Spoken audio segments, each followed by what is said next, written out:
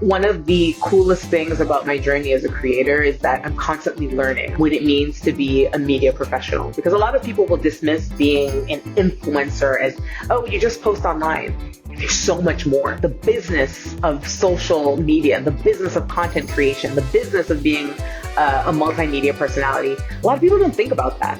I was like, you know what? I'm kind of making money from this. And honestly, Ross, I just never looked back. This is Creator, the podcast from Matador Network. I'm your host, Ross Borden, and I believe creators are the future of all global advertising. So join me as I sit down with top creators to hear about how they got started, the challenges they've overcome, and the tips you need to become a full-time creator. All right, welcome back to Creator, the podcast. Today we have a very special guest, Oneika Raymond. She is an Emmy Award-winning presenter, TV host, social media creator, podcaster. You kind of do it all. Welcome, Onika. Thanks for coming on the show. Thank you so much for having me. So where are you calling in from today? So I'm calling in from Miami, Florida. Perhaps not that interesting, but I actually just got back from a 5.5-month round the world trip. I was traveling with my husband and my 5-year-old daughter, and we went to 24 countries. So now we're back home in Miami and just trying to kind of restart normal life. Incredible. So we got to hear about that. So you're based in Miami, but you've been traveling with your family for 5.5 months. Tell us where you went and some of the stuff you guys did. So we did a complete round the world trip. Our first destination was Dubai in the UAE, and our last destination was Tahiti. And goodness, it was such an incredible trip. We went to Saudi Arabia. We went to Namibia. We actually spent 2.5 months traveling through Africa. We spent a month in Thailand. We went to Laos. We went to a number of different places in the South Pacific, including Vanuatu and the Solomon Islands and Samoa and Fiji. Oh my God. So it was a really, really incredible trip with so many different chapters, to be honest with you. Like, I look back and I'm like, gosh, you know, we went and saw Victoria Falls, and we did a safari in Kenya, and we did all these incredible things. And it almost doesn't even seem like the same trip because so much time elapsed in between everything, and we saw so many different things, and we explored so many different regions. So that sounds like a dream trip. How did that happen? How did you afford it? Was this a project? Were you working, or did you guys we're taking 5.5 months off and then we're going to do the round the world tour? So yeah, the reason I started my travel blog, the reason we're talking today, the reason why people know my name and stop me in the street is because I had this love of travel, and I started documenting this love of travel online. So this trip that we did was very much kind of like, you know what, let's just throw caution to the wind. Let's get back to the roots of travel. I didn't take any campaigns. I didn't do any work, no commissions, no comps, no paid gigs, paying for the travel. My husband, my daughter, and I, we just left. We took my daughter out of school. We took her out of daycare. It was kind of like her last hurrah before going to, real school. Where, How old is she? She's 5. She's almost 5.5. Oh yeah. So, amazing age to travel. Exactly. And so kind of she's moving into that lane where she's not going to be able to travel more than X amount of days of the school year. And so we were like, yeah, let's just do it. My husband is a stay-at-home father. Obviously, I can work remotely, and, a lot of the leisure travel I do, a lot of the travel that I don't do for work, I'm always documenting. So, I figure at some point I'll be able to use some of this content and spin it into, or use it for a paid campaign or in a paid capacity. But we just thought, you know what, let's do it. And luckily, we're in a financial position to be able to do it. We have tons of, credit card points and frequent flyer miles that we were able to cobble together in order to make the trip more affordable. And having traveled to so many countries around the world, I've also lived in 7 countries around the world. I know how to travel affordably and efficiently. And so we spent more time in destinations that are more affordable. We spent less time in destinations that are deemed more expensive. And we actually skipped certain destinations altogether because we were like, that's too expensive. We don't want to pay $200 a person for an entry visa and then, pay $300 a night for a hotel or pay X amount for an experience. So it was definitely a lot of planning on our part and just being smart about the way we did things. That's amazing. So I have to ask a couple things. One, what were a couple of the favorite stops along the way for this particular trip? Oh, I mean, my that God. was quite a diverse range of places that you guys Definitely. went. Definitely. Anything that's like stands out among Yes. the 5.5 month trip? Absolutely. I had been to Zanzibar previously in Tanzania, and I went back for a second time on this trip. Absolutely loved it. We went to Al Ula in Saudi Arabia. Absolutely loved it. The Cool place, landscapes right? were incredible. Yeah. What did you think of Alula, and what do you think of Saudi in general? Because I feel like it's a big place where people have preconceived notions Yeah. and maybe misconceptions about the place. I've been to Saudi twice, and it's definitely like defeated a lot of my own misconceptions. Oh, 100%. But what did you think, especially traveling as a woman in Saudi? It's so funny. I could have been anywhere in the Middle East. In some ways, it was an easier destination to travel to than other places in the Middle East, like Egypt. I've been to Egypt once. I find Egypt, and this is kind of corroborated by other people I've talked to, it's a difficult place to travel. It's a difficult place to travel, particularly as a single female solo traveler. I think it's just a difficult place to travel because there are a lot of political and social and cultural things happening there, whereby as a tourist that is very apparently a tourist, it makes navigating the country really difficult. Saudi Arabia, I went to Jeddah, Riyadh, and Al Ula. I mean, there were certain areas of it. I was like, is this Houston? Is this Texas? When we went to Al Ula, I was like, is this Utah? They have like a rainbow arch. And again, it just reminded me of how we can have these preconceived notions of a place that are outdated that we carry forward with us. It's like baggage, right? It's this travel baggage where you have these assumptions based on outdated or outright erroneous claims. And the current reality doesn't reflect that at all. So I saw women driving, the women driving us everywhere, and people smiling and very jovial. And there were women without their hair covered. There were women who were not wearing an abaya.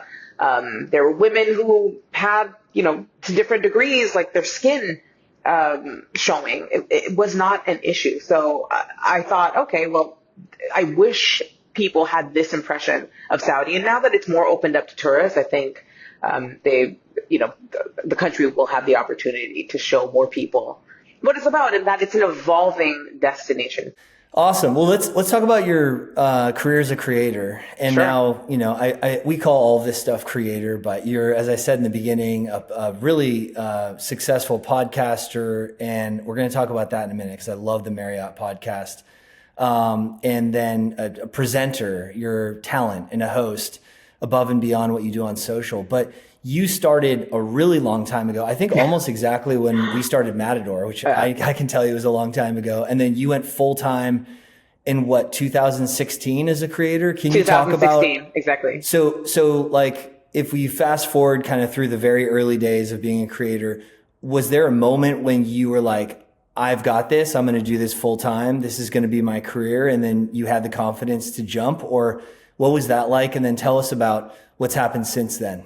Yeah, I mean, 100%. For me, it's always the power of the pivot. And between 2015, 2016, I had a decision to make. I was working in education. I had a career of 10 years working as a classroom teacher and a junior administrator in international schools. I had this passion for writing about travel. And at that point, my blog had been established. I had been writing for blogs. I had been writing for different publications. I think if you search on Matador, you might even find one or two of my articles that were syndicated on Matador. Mm-hmm. And social media was kind of becoming a thing, right? Instagram was becoming a thing. Facebook video was becoming a thing.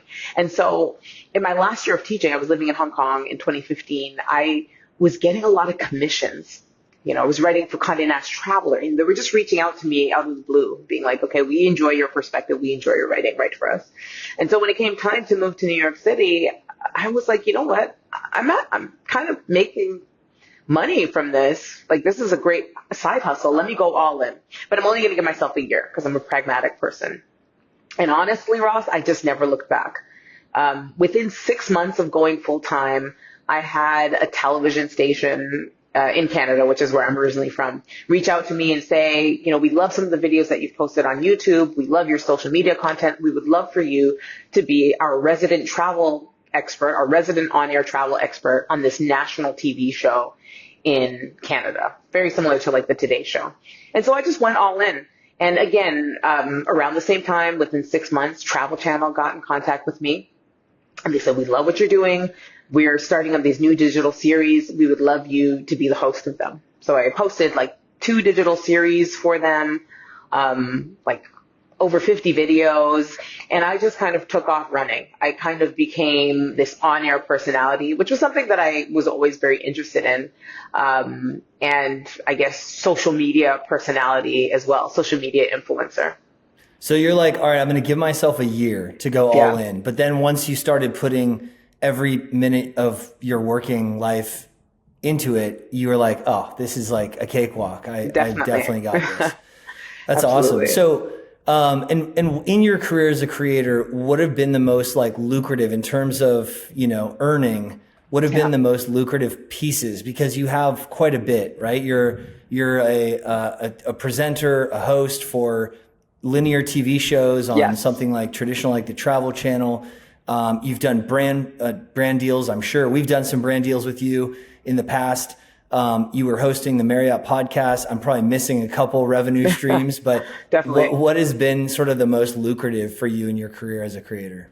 Yeah. So funnily enough, I mean, probably the same old song most social media short form creators will say. Brand deals, brand partnerships is a significant part of my income. But I think the critical unlock here is having multi-year partnerships, right? Having relationships that endure as opposed to just kind of like the one-off partnership.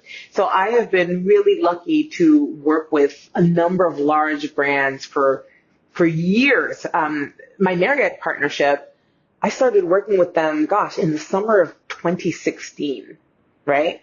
And now it's 2025. So I've had a relationship with Marriott over 9 years now. And it's been one of those things that's really grown from maybe a social post here and there to actually, hosting this full-fledged travel show. Because About the Journey, which is what started as a podcast, is like a multi-camera travel show that's won a number of awards at this point. I was going to say that, like, I was checking out the podcast and I was like, this is like a full travel show documentary style. And I was getting some FOMO. I was like, I wish our podcasts were all shot on location, multi-location. I watched the Mexico City one and you're chatting with like a bunch of different amazing people, chefs, journalists, and you went Xochimilco, you're like in restaurants. And I think it's cool because for those people who are not watching, you can still hear the sounds, right? Yeah. It's like really good sound recording and sound editing. But it's like, I'm like, this is more than a podcast. This is like a full 100%. Travel show. It's a full-fledged travel show. And it's funny because when I was asked to be part of the project, I said, I need to come on and produce as producer. If I'm going to be a part of this, I need to have a say. I need to come on as producer. And so what's been incredible is that over the years, I've really had the opportunity to shape the show into something that I really enjoy and something that I know that other people will want to watch. And we've been able to tweak it, like the look, the feel, the guests, the focus of the conversations. And it's just made for really immersive, gorgeous storytelling and programming. And so this last season, it was the 4th season where we shot on location 4 different episodes. We shot in Mexico City. We shot in Maui, Hawaii. We shot in New Orleans, and we also shot in Sedona, Arizona. And I love that you were like, I'll do it, but I want to be the producer too. What kind of things did you sort of make as a requirement when you became the producer? And did they pay you more for the production role as well as being the host? Yeah, 100%. So I think one of the coolest things about my journey as a creator is that I'm constantly learning. I'm constantly learning what it means to be a media professional, because a lot of people will dismiss being an influencer as, oh, you just post online. There's so much more. The business of social media, the business of content creation, the business of being a multimedia personality. A lot of people don't think about that. And so, you know, as a producer, it was just really important that if I'm going to be the name and the face of this thing, I need to have some sort of creative control. I need to be able to select or, you know, give my input on where we're going, what we're talking about, who we're interviewing, you know, some of the shots. You know, I'm kind of like, okay, I want this is my vision. Some of the locations, you know, and I've even been the really locations. blessed to So work. did you get to choose like where you guys were going to record? Yeah. So it's super funny because the most decorated episode of the season, which is New Orleans, that was my brainchild. That was like, this season we have to go to New Orleans. That was the destination that I selected because I knew that was going to be the best episode of the season. I knew. And so we were able to kind of like shape shift and, you know, kind of have these conversations that were very specific to the message that I wanted to convey. Yeah. And so, you know, the producers on the project, I mean, they were amazing, like in terms of the talent that they were able to find or the guests that they were able to find, and just like so supportive. And I think we all knew when we shot that episode and when it was cut, we were like, whoa, this is very, very special. I haven't seen that one yet. I got to go watch the New Orleans episode. That's my absolute awesome. favorite of anything I've ever done with Marriott Bonvoy. It is the best one. So is there season 5? Are you guys shooting that now, or what's the future of the whole project? That remains to be seen. I mean, the nature of the biz, as you know, in media, especially editorial media, is that you just never know. And so, again, if I had to give a tip to an aspiring creator, it's never put your eggs in one basket. Because from season to season, you know, there are different budgets. People leave.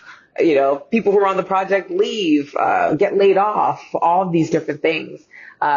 So as of right now, I don't know what the future of the podcast is. I don't know if we will shoot another season. I certainly hope so.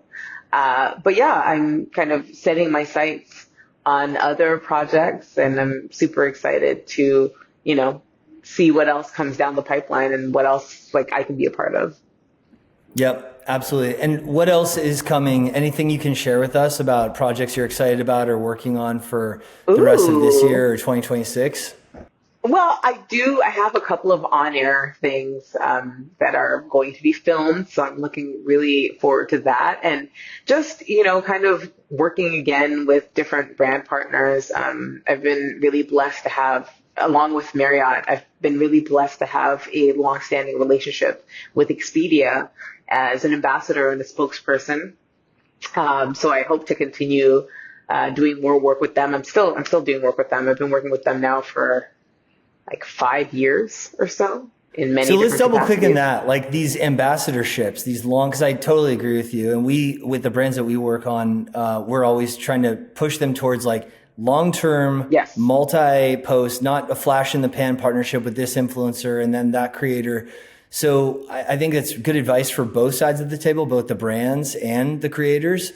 But as a creator, how have you done that? Did those all start with a single post or a single partnership? And then you're like, hey, you know, we should think about something more long-term and more ongoing. And then it sort of evolved, or how did you negotiate that? Yeah, no, they sure did. I mean, again, I'm not somebody who pitches. I mean, in the very beginning, I pitched, so call it 2016, 2017. But very soon after that, I stopped pitching. So I'm very blessed to say that, you know, 99.9% of what I'm doing is inbound at this point. Wow, I think that's rare. That's definitely bragging rights there. That's cool. I don't know. I mean, in previous years, I did have management. So, you know, I had management, and sometimes they would go and pitch me out, and they would be like a successful partnership on the back of them doing some kind of outbound pitching. But now I'm just solo. I don't have a manager. I don't have management. I'm not with an agency anymore, and I'm kind of lazy. So I kind of, let my work speak for itself. And I think, again, if I had to give advice, I think it's really important to be good at what you do, but also be strategic in the so first of all, be really easy to work with. Nobody wants to work with, right, high maintenance people who witch. are not open to collaborating. Exactly. Yeah. Especially like when you're doing on-air stuff, there's so many people involved. And so if you're in the field and you're a jerk, I mean, I was on the Go RVing thing with Matador, and there was this amazing crew. And something that I always think about is the people that you meet on the way up are the same people you're going to meet on the way down. So I always endeavor to be nice with everybody. I mean, it's just my nature, but it's really important to me to like maintain good relationships because, again, there's so much movement in the industry. Like somebody that you may have worked with at this particular brand on this particular project, they may move somewhere else. I had a gig last year. I was asked to MC an event at the US Open with Emirates, as it were. And it's funny, obviously we do all the paperwork and I go to the event to MC and all this. And then a lady approaches me and she's like, "Hey, Onika, how are you?" La, la, la, la, la. I'm looking at her and like, she looks familiar. She says her name. I'm like, remind me of your last name again, because you haven't been on any of the emails. And she told me, and she's like, "You may not remember, but probably a good 7 years ago, I was working with another ad agency and we invited you to an event in New York City. We weren't working together in a paid capacity. I was just an invite." And she said, "You sat down at the table and we loved talking to you. We loved having you. We thought she's so great. And so when this opportunity came up," she's like, "I follow you online." She said, "When this opportunity came up," she said, "I recommended you specifically." Your name forward. Yeah. She put my name forward specifically. And I thought, that is the I guess, power of relationship building and just being a nice person. Totally, so I can't stress that enough, because I've also worked with a number of different agencies, whether it's like Edelman or Ketchum. And these are agencies that are representing brands. And they've hired me for multiple projects across multiple brands, across multiple years, because I worked with them on, say it was like a Lay's potato chip campaign, right? And then they were also handling the account for Advil, right? And so you can really, again, like parlay your influence and your content creation into additional opportunities just by doing a good job in maintaining really good relationships. Totally. It's a great point, because anyone new that they bring in, it's a risk, right? They're like, "Oh, this person seems great online, but they could be an absolute nightmare or whatever." And so if you've proved yourself to be awesome to work with, they're like, "No risk here. Exactly. This creator's great." And we know that already. So definitely that is really good advice. And then one thing I always ask everyone on the show, and you being, I think you're like at 120 countries or something crazy like that. So this will be a difficult question. 135 after this trip. Okay. Yeah, after this trip, 135. So you've been to most of the world, which is pretty crazy. So what, I ask everyone who comes on the show, if your passport only worked in 3 countries and you had to live, travel, and exist in only 3 countries for the rest of your life, what would those 3 countries be? Ooh, live, travel, and exist. This is a boring answer, but the U.S. for sure. And this is said as like a Canadian girl who grew up an hour from the border, and we're like, "Oh my God, America." I just think, the U.S. is very big. There's so many different regions. And we're talking about the U.S., not just the continental U.S., like the U.S. territories. You can really get around. Yeah, absolutely, that works. And so the U.S. and then it's so hard. I would have to say France. I lived in France for 2.5 years, and I love it. I love the south of France, and I love the accessibility. And again, it's a very regional place. There's so many different regions, and they're all very different from one another.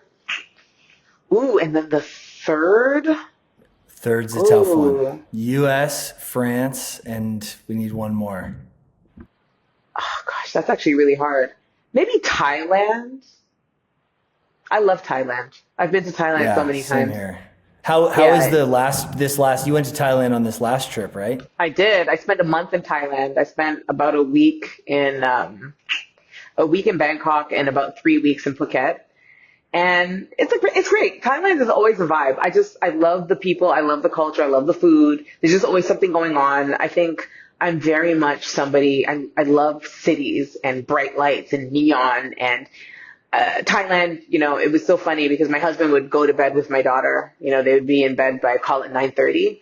And that's when mama got to live. So I would go out and I would be out in those streets in Phuket until 1 a.m. I would go get like a foot massage.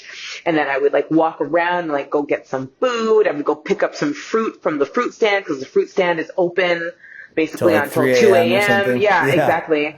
That's and awesome. There are all these people partying in the streets, like tons of tourists. And I just love the people watching aspect of it all. So I'm somebody who, if there's stuff going on outside, like generally I'm not really somebody who goes out clubbing or whatever, but I do love people watching and I love walking.